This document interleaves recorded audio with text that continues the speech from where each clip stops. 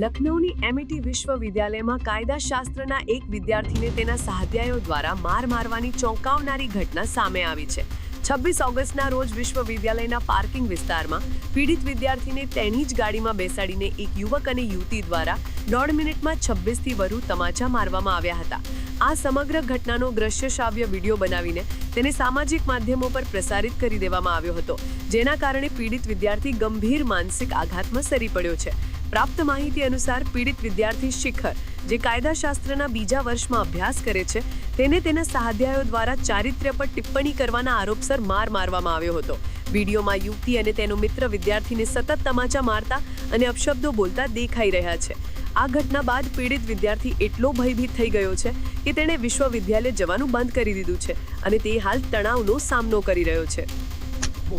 जानवी के बारे में बोलेगा हैं? तू सौम्य के बारे में बोलेगा?